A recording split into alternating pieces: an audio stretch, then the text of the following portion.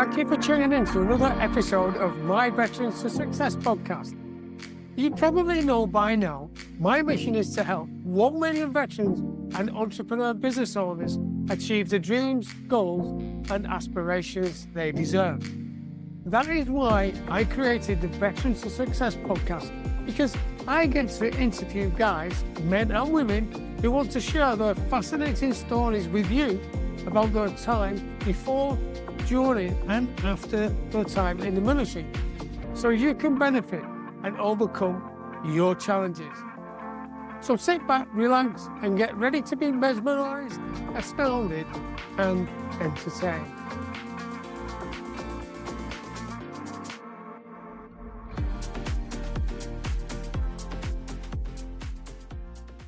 I have with me today is Tim Redfern, and we're going to have a great conversation today. We've already had a good chuckle before we started this morning, Tim. So tell me a little bit about yourself that got you to where you are now. More importantly, about what happened before you joined the military. Yeah, well, listen, Joe, great to be here and great to speak to you. I'm really looking forward to the next hour or so. So I had enjoyed a commission in the Royal Navy, joined in 1988 and left in Hong Kong in very end of 1996, going into 1997. We had no military in my family particularly. We lived on the South Coast, really keen on yachting and sailing, but no real tradition of military service. And I did a degree, went traveling, and I was looking for the next thing, and I saw an advert in the Sunday Times one Sunday for wanted 30 graduates to join a UK multinational. We'll join on the shop floor, training opportunities, then we'll join in middle management and career progression from there. And I thought, what's this then? Because I'd always skipped over the Sunday Times pictures, of the frigate storming through the waves, where do you want to be a naval officer or join the Navy? And I'd always skipped over that. Anyway, went to a meeting in Newbury or somewhere and said, you know what, we want 30 seaman officers, graduates, to join the Royal Navy starting next spring. And I was like, crikey, this is interesting. So I discussed it further and did some further research. And so the long and short of it was, I was sort of hooked into joining the Royal Navy by an advert that said, join this UK PLC multinational, huge training opportunities, huge responsibility.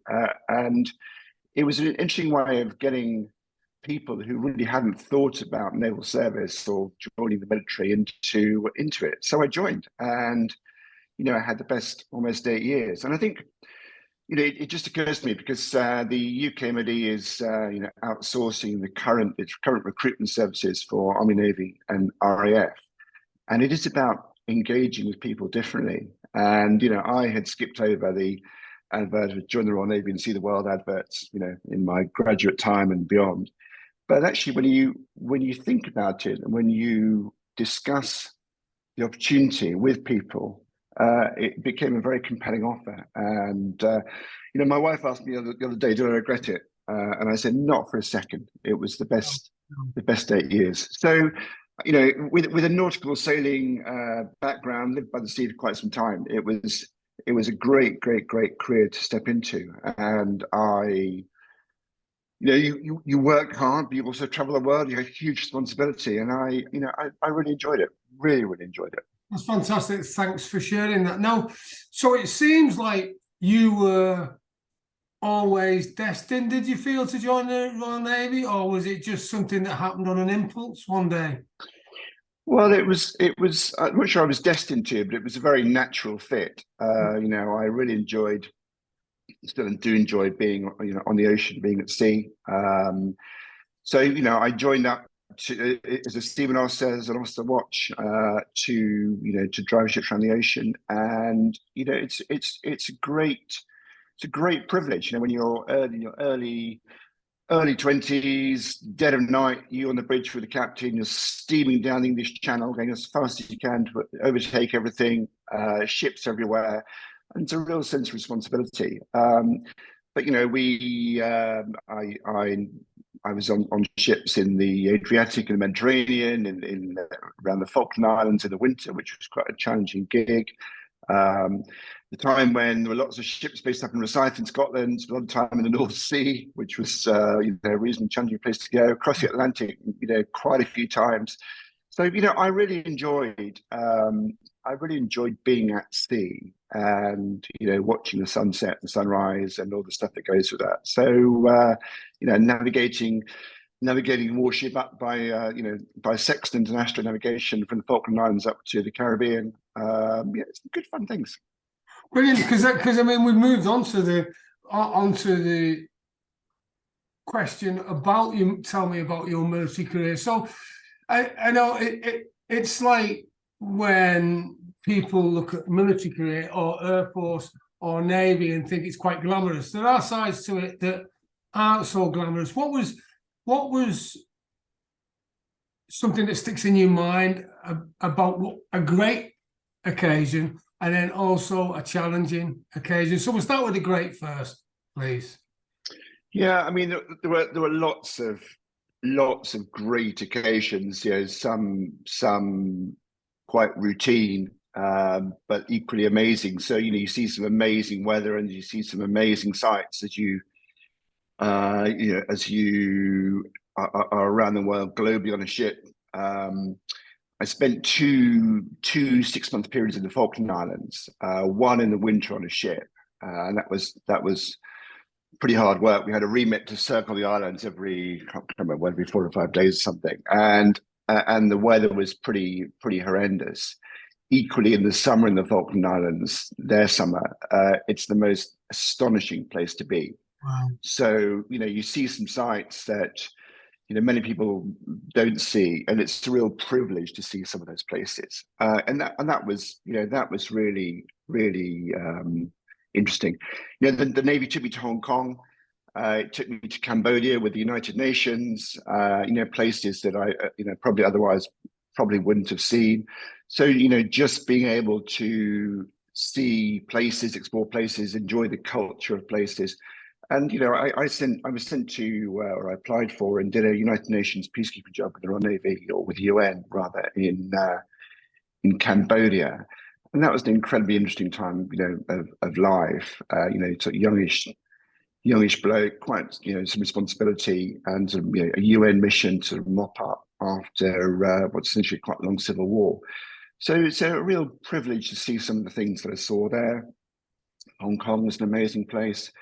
And actually, being in, it sounds a bit trite, but being in a management and leadership role with people that are serving with you and for you is a real privilege, and I really enjoyed that. And that brings me on to, so before we move on to the challenges that you faced, and I suppose some of the challenges may come out with this next question that I'd like you to address, is what was morale like? What were the men and women? And in that chemistry, you served on a ship that had both male and female?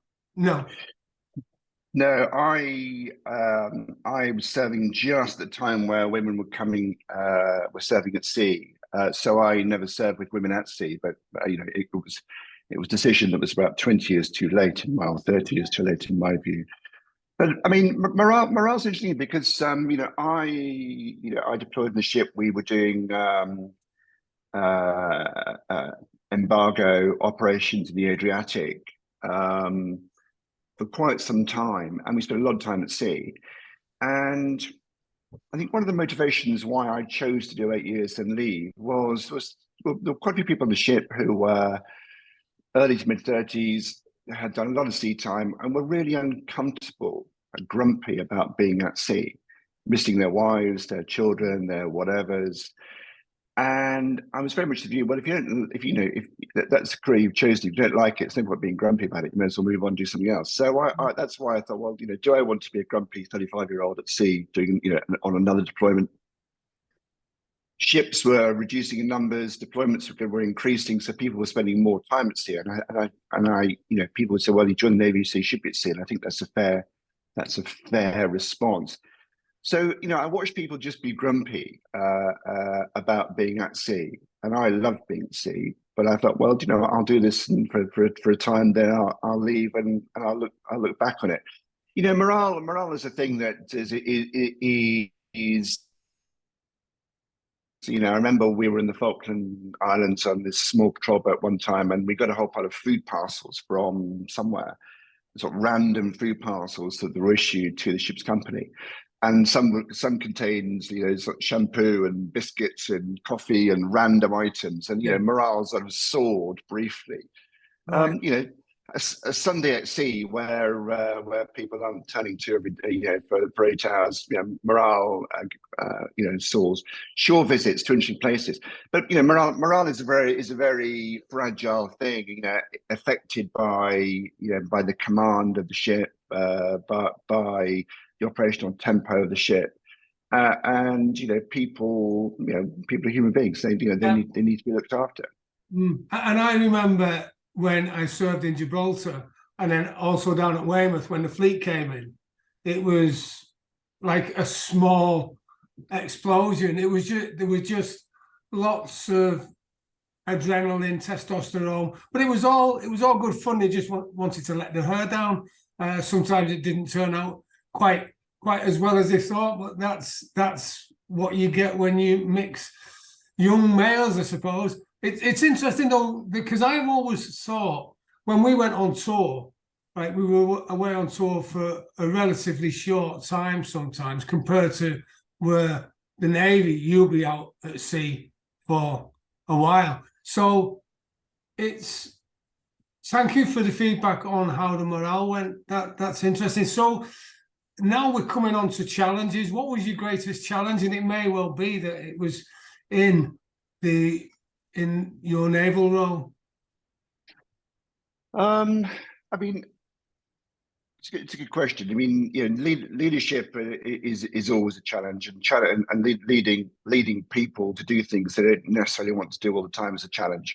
Maintaining people's morale and work ethic, particularly where life is one is separated, away from home. That's quite tough. And in terms of life in the military, I think there's a constant challenge around learning and training and doing new things. And then the next job is the job that you do that you never think you're prepared for. And so and I think probably if you do go into the next job thinking this is easy, then it's the wrong job for you. And that's probably actually also a lesson I've taken into life after the Royal Navy. So I think there were lots of challenges. I didn't have the challenges of a wife or a family or some of that sort of family stuff that causes people to have real sort of morale and emotional issues. Yeah, because that can be a real emotional challenge, can't it? If you've got it from your family as well. It can, and I think people leave the services for a variety of reasons, but one of the real drivers to leave is a family environment that is not supporting or not able to be supportive of somebody who's deployed either in any service, because it's such an intrinsic part of who you are. So I mean, there are plenty of challenges in my naval life, and equally quite a few sort of beyond there in terms of life post the Navy. But nothing that I felt at the time was insurmountable. And I'm glad that you bridged over to your civilian career, because what I'd like you to look at briefly, or in fact as in depth as you would like, is how did the transition go? On that day, because I think you left for the same reason as me. When it starts to become a point where you think, well, what life is beyond the military, that's the time to hand your bedding in, really, because that and by the way, what you just touched on there, if you think you're ready for a job and it's easy, maybe you shouldn't do it. So, and transitioning from the military is probably that, isn't it? So how did you find that? Well, my transition was maybe a bit different to some. So I did. I agreed that I would leave the Royal Navy in Hong Kong rather than come back to Portsmouth or Plymouth or wherever to leave the Royal Navy. So I literally, handed in my S10 respirator, my naval ID card, and sort of walked out on the streets of Hong Kong. And that was it. That was my transition into civilian life, albeit the one I'd chosen. So there was no sort of support network or or program of transition. But equally, I'd chosen that course. So, I had a job lined up, which was an operations manager at the Royal Hong Kong Yacht Club, which was a brilliant sort of job. But I think that sounds pretty cool. That. well, I think there's a bit about the first job you do post military life isn't the job you'll end up doing, and that was the first job I did. And so you do all the things, and you get a flat, you do all the stuff that you didn't have to do before. So my transition was different, and at the time Hong Kong was there was a huge number of Brits, Europeans, Australians, New Zealanders. It was just prior to the handover, and there was still a huge amount of positive sentiment towards sort of the British. It's certainly changed now. So I did that job for about a year, but knowing that it wasn't the job I wanted to do. I wanted to get into shipbroking and ship selling, and that's what I ended up doing. But I think you need there is a transition out of the services, and one of the points I would make very strongly is that the first job that somebody does post leaving the service probably won't be the job then or the career they end up doing in the longer term. But kind of don't worry about it. Yeah, 'cause you'll find your way. So I did a year there. Then I then worked selling ships in Southeast Asia, and that was a really, to the point about challenges earlier. You lead the services, young, thin, arrogant, happy, think you know a lot about a lot, but actually I learned a huge amount. Just me in Southeast Asia, South Korea, the Philippines, Japan, whatever, selling ships and talking to people. And you realize actually, whilst you know a bit about something, there's lots you don't know about. So that was a real learning journey in terms of, in terms of people, developing relationships. People choose to deal with people they trust and like, and developing those personal relationships incredibly important. So and being culturally sensitive to what people need. So I then spent, I don't know, 3 or so years selling ships, which was an amazing career. I learned a lot about people, a lot about what motivates people. That was my sort of transition then into, at the time it was GC Marconi, but that became British Aerospace, that became BAE Systems. So we ended up coming back with to work in a joint venture, a BAE Systems joint venture. But that was my sort of transition out of the military. So it wasn't quite the normal sort of UK transition, and there was no network of support. But equally, that was the path I'd chosen. well, and that's fabulous, because I've never. It's not like you can have a bunch of ships lined up on a forecourt where people come around and kick the tires. I mean, what's the process of selling a ship? Just to go off piste a little bit, because I'm interested in that. That's different. So it's no different to selling anything else. I mean, you identify somebody that needs something, and so we were selling these very high speed, fast craft, these fast ferries to go between inter island stuff. So they're probably, I don't know, from between, I don't know, $5 million US dollars upwards, let's say. So it was a real campaign. So there's a bit about them understanding the product, and we had this amazing product. They were beautiful. They were the fastest on the market.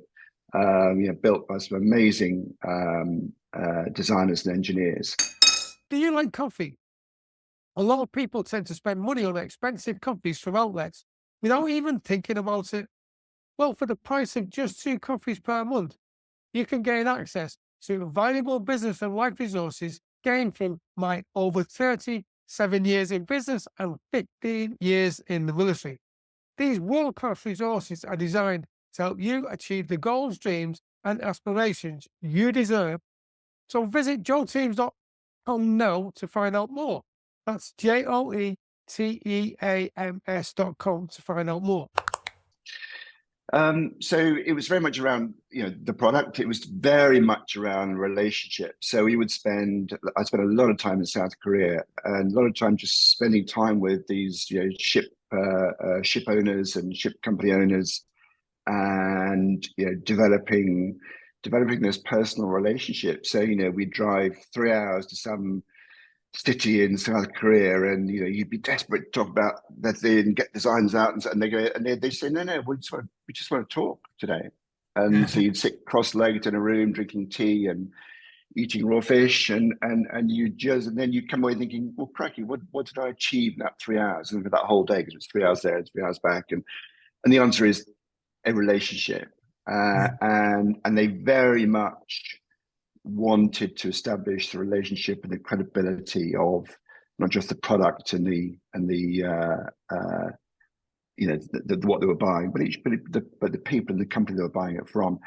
We would then help them raise finance, and we would help them with all sorts of things. And if they wanted it blue or green or red, we could do that. And so but it was it was probably, for some, it was probably 9-12 months from initial meeting through to a signed contract, and then through to a build and launch, which is a great circle.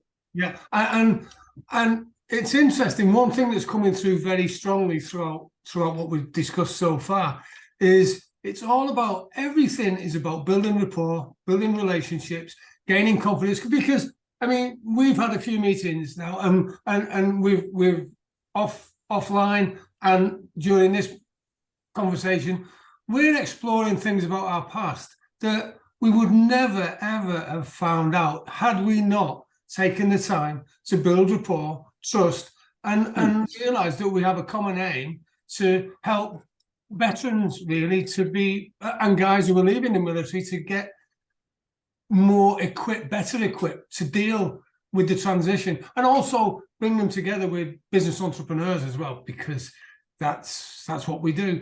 So what's the secret?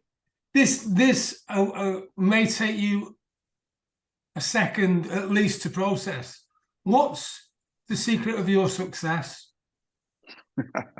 I'm not sure about success.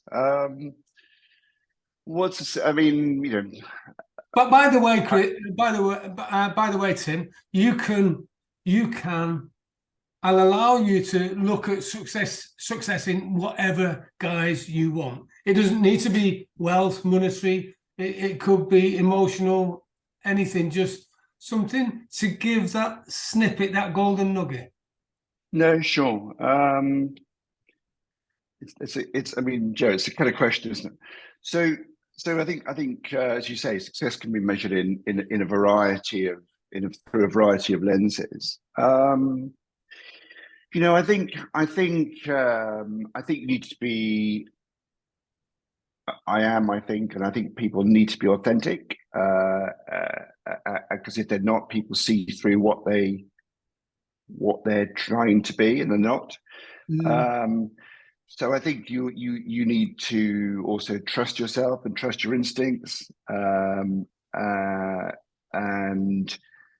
accept that it isn't a linear journey between A to B. It goes via or A to Z. It goes via a few other places and goes backwards sometimes and sideways. And actually, it doesn't always go the way I wanted it and people wanted it, or people do want it.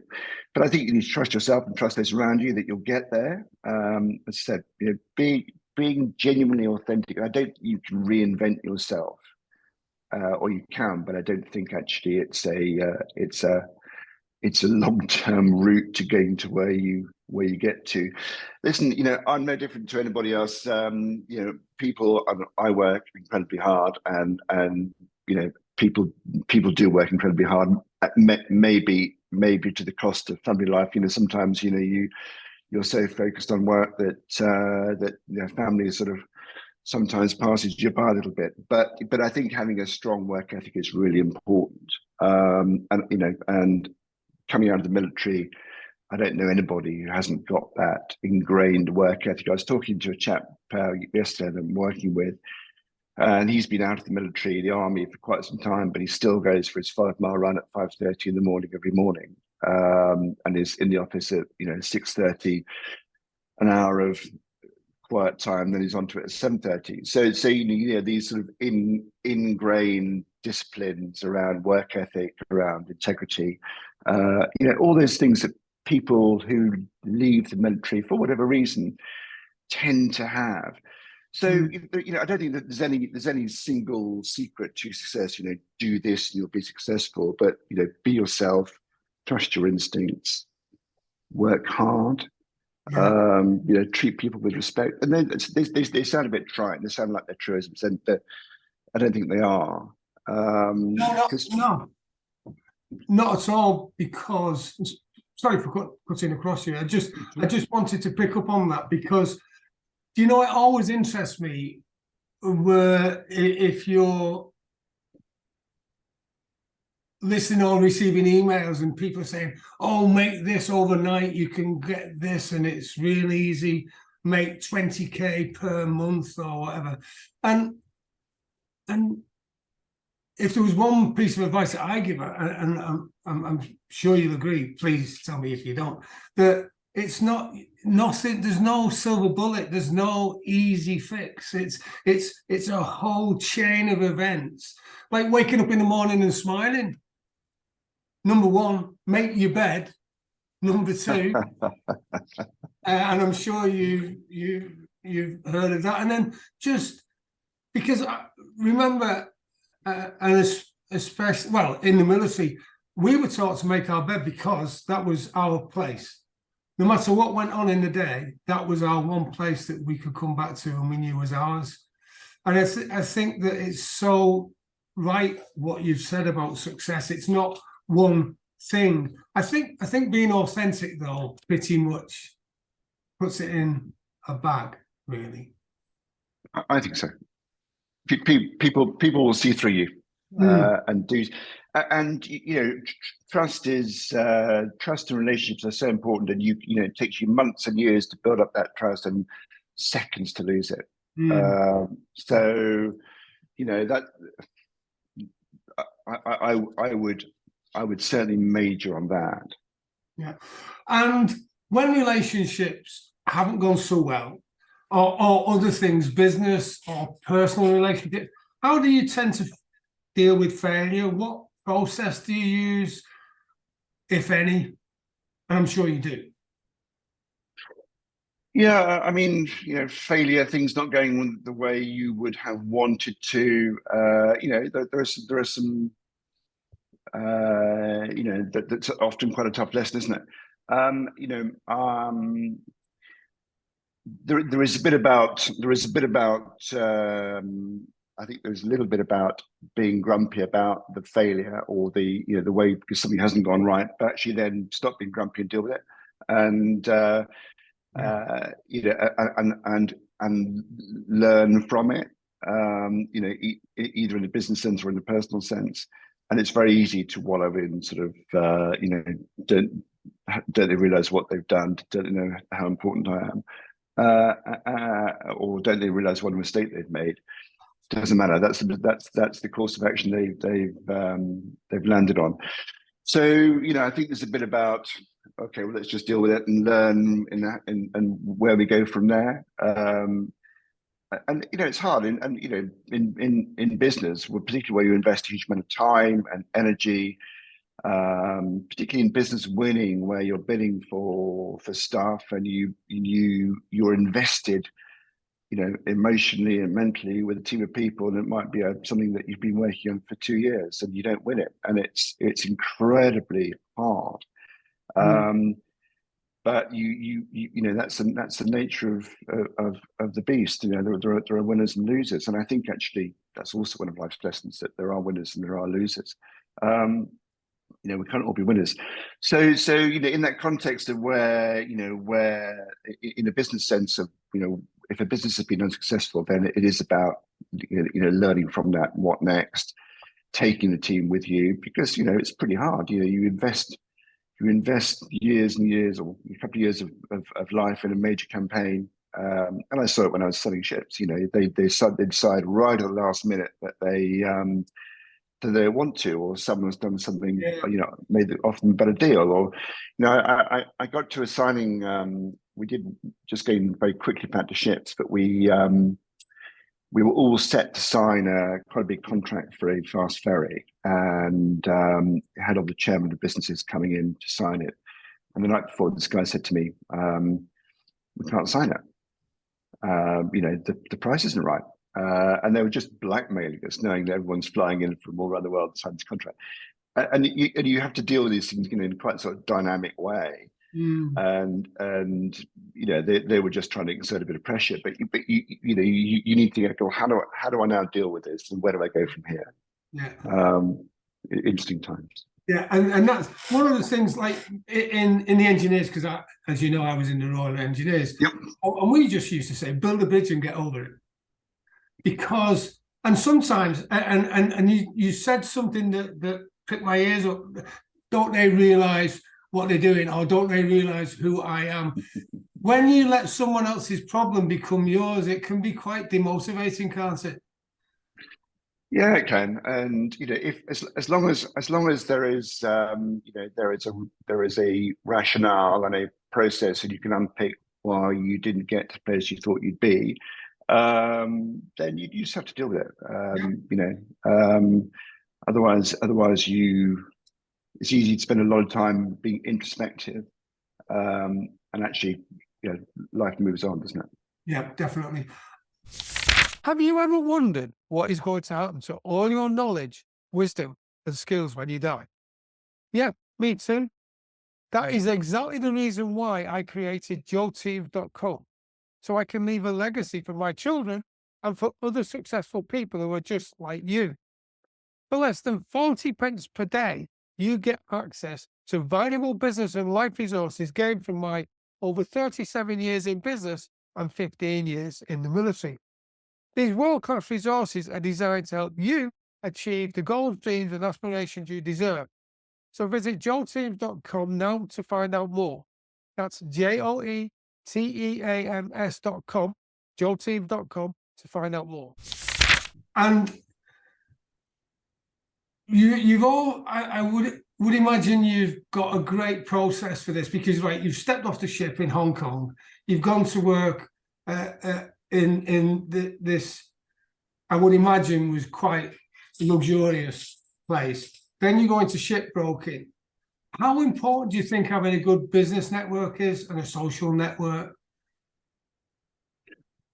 So both are hugely important. I mean, business networking is hugely helped by by the likes of LinkedIn and those business platforms that help you be connected to. And in fact, Joe, that's how you took time to find me. But having and maintaining a business network, which is is a two-way relationship. So where you get something out of that relationship, but equally the other party does. So it's not a sort of one way. I keep phoning you for information, or I keep phoning you because I need a favor from you, or a discount. It's got to be a mutually beneficial relationship. So I think people people spend a lot of time developing quite big business networks, and there's probably only a few people in their networks are where there's a value-added relationship. But I think the ability to maintain relationships over time and reach back into people, and your point about bridges is really important. Maintaining relationships, because you never know what comes around in 2, 3, 5, 10 years. Whilst you may think, well, he's a complete idiot, I'm not going to deal with him again. Do you know what? You may need to or want to in a few years' time. So business networks hugely important. LinkedIn, those software platforms help, but actually, I genuinely think that face-to-face relationships are really important. And the ability to look somebody in the eye and get a feel for them, but both ways is really important. That's interesting as well, how you touched there on bridging or overcoming difficulties, because you may well feel at some time in a relationship you're not the person for me, but sometime in the future they may well be. And one of the things I like about networking is it's who else is in the network that they can introduce you to. And again, I think reciprocity, being reciprocal, it can't just be an all one-way thing, because then you'll just be seen as a hunter, won't you?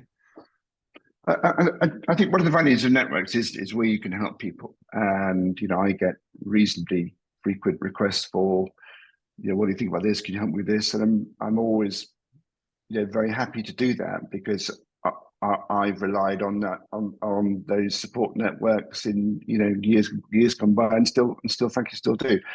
So there is a bit about giving back to people and helping people, and it's much easier. It's facilitated by by the internet now, which is much easier. But it does mean that people can reach out, and I'm very happy to help people because people have helped me. Fantastic! Thank you so much for that. Good feedback. Taking you back now to sailing around the Atlantic, the North Sea, and being on the bridge with the captain. How important do you think it is having a good coach or mentor? Yeah, that's a great question. I mean, I've benefited from being a coachee, and so probably there is lots of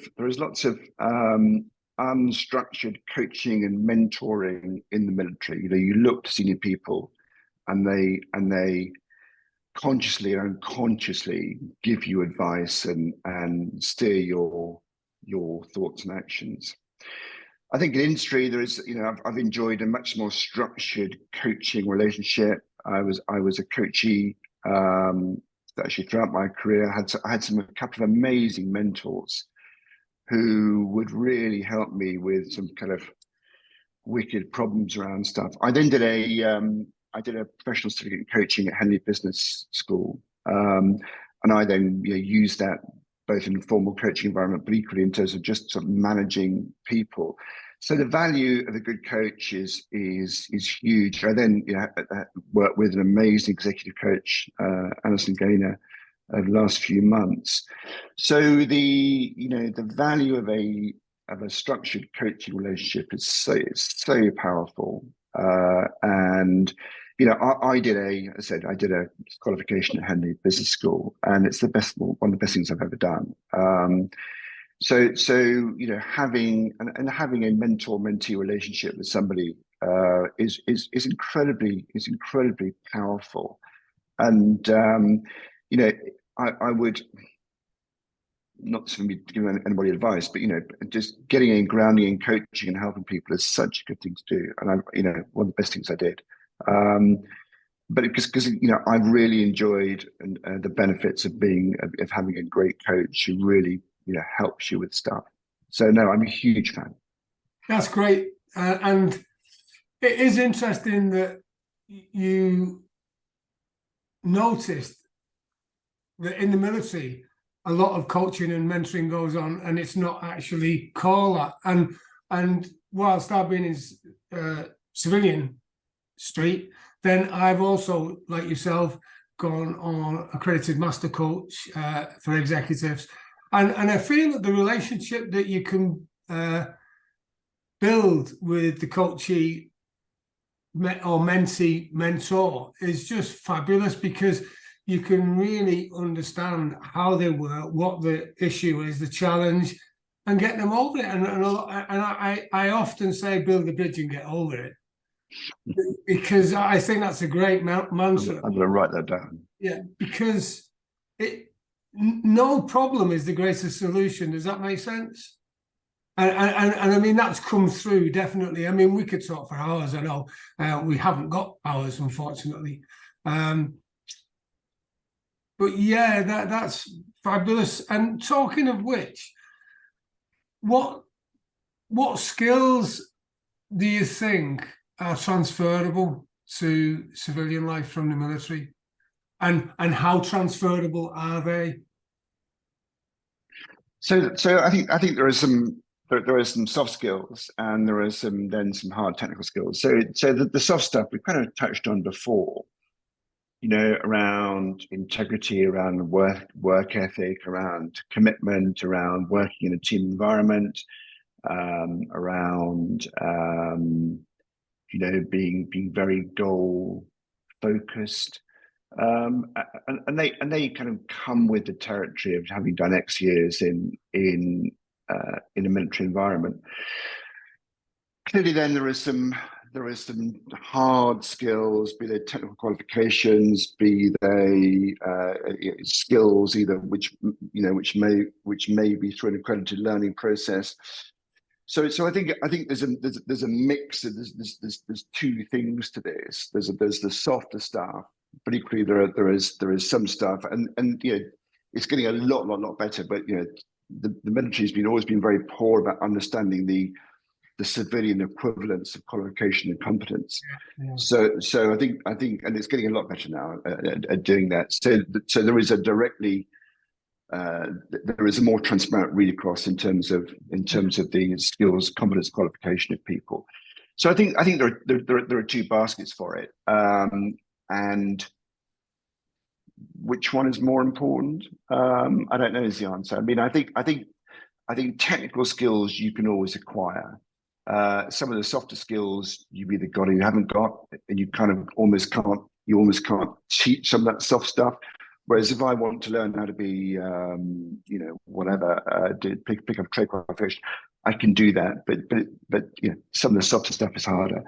So, and I think the military is getting a lot better about recognizing civilian equivalence in qualification, and actually being able to fast track, but offer career pathways out of the military into either government or other organisations in a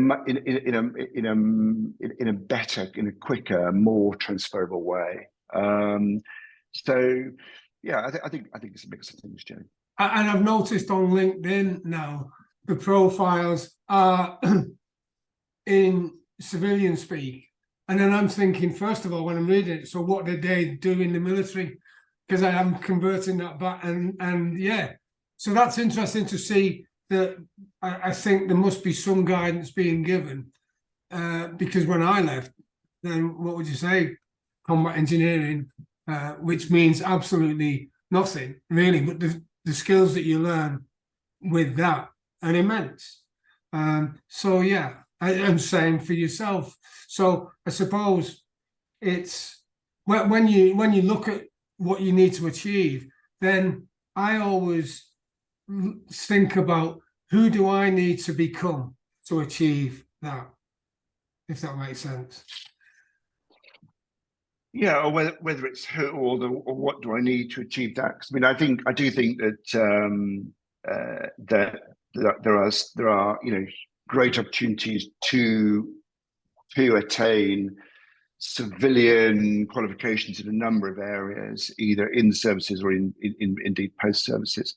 So I think it's becoming much easier. I also think that the balance between the military being a job and a career is also changing, and some people are viewing it as a shorter term role to attain qualifications in order then to do something else, which I think is maybe different from a few years ago, where people probably saw it as a career. Yeah, yeah. And the question that I always love asking is, what is the one thing or the one tip, the top tip that you would give to someone leaving the military that will help them achieve the success? Crikey. I don't think there's one thing. So my top one would be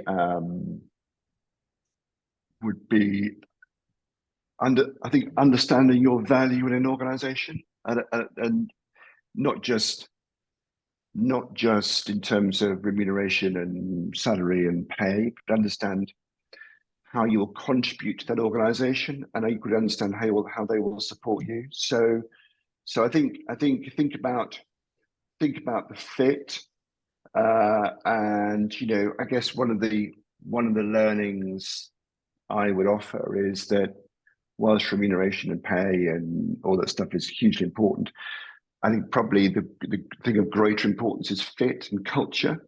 And I think you can be in a great job that pays well, but if the cultural fit isn't right, then it becomes a really hard graft.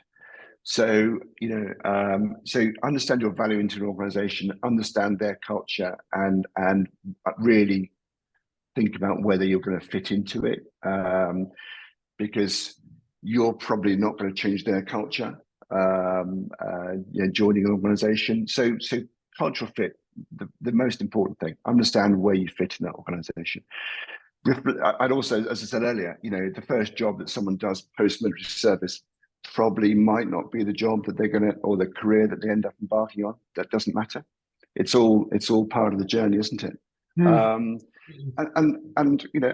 trust yourselves and take some risk, because, as I said, you don't know where you'll end up in 2 years' time, or what network of people you will you will establish, or indeed where you'll be in a few years' time. So, yeah, culture, fit, trust yourself, go on the journey, recognizing that where you are now may not be where you end up in 2 years' time, or 3 years' time, or 5 years' time. Equally, you might fall into the perfect job and the perfect fit, and that's you sorted for career 2 for the following 20, 25 years. I don't know many people who've done that. That's fantastic tips. So what I've got from today then is that build relationships, be authentic, build a bridge and get over it, because I know you've adopted that now. Use your soft skills as your strengths: integrity, work ethic, goals, and the technical qualifications can always come afterwards. And then the top tip is about understand your value, which I think is just magnificent. And because you've got to have the cultural fit has got to be right. Trust yourself and take risk. So what else is there? What else is there? I guess, and it's easy to say, but you need to enjoy the journey, don't you? It's particularly as you get to as you go on in life, things happen, and people fall ill, and these things, problems occur. So and enjoy the journey. And there's lots out there. And the one last thing. So what's the future for you now? How can, talking about reciprocity, how can people help you? How can you help? What's the journey for you next? What are you looking for? Yes, I mean, I've had 21, 22 years in sort of defence and support to defence and MOD. I'm currently consulting into a number of organisations, helping them grow their businesses. So I hope to continue to do that, and add value where I can, Joe. But I think I think this type of conversation is really important because helping people transition from the military into a second career is so important. And if I can help people doing that with the likes of this type of conversation, then great, really happy to. Tim, thank you so much for spending time with me today. It's been absolutely amazing, an honour, always an honour to speak to a fellow veteran. Thank you and take care. Absolute pleasure, Jack. Take care. JoeTeams.com is a resource I've created to fulfill my mission to help 1 million veterans and business entrepreneurs like you achieve the goals, dreams, and aspirations they deserve. JoeTeams.com is jam-packed full of valuable resources specifically designed to help you on your journey to success. Visit JoeTeams.com now to find out how you can join and start your journey to success immediately. That's JoeTeams.com, JoeTeams, JoeTeams.com. And until we meet again, have a brilliant day.